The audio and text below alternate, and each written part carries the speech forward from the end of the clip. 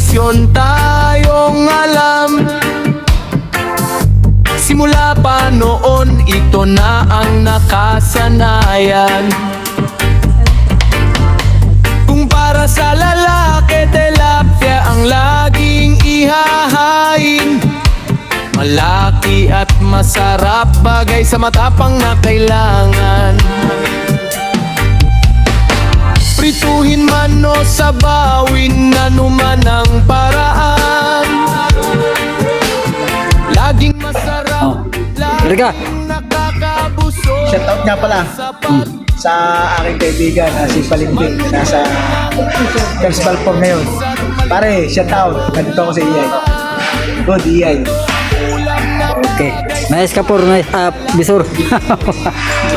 Bumaba na naman ang position. Sige, sige, sige. Thank you, Bisur.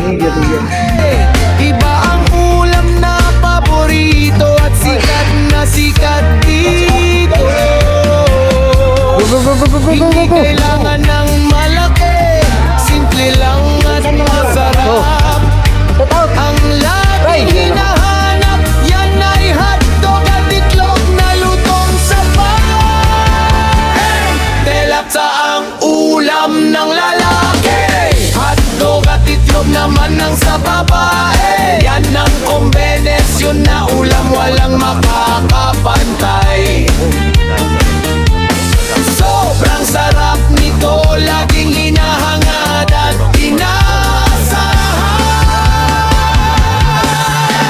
Hirap siya para sa kanila, hotdog at itlog para sa atin. Iyan ang kombinasyon na ulam, sobrang sarap talaga. Simpleng ulam lang pero puno ng sarap at saya.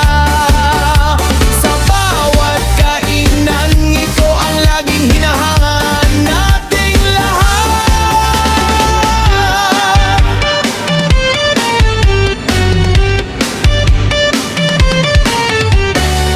Ang hotdog ay mapula, matamis at malinamnam.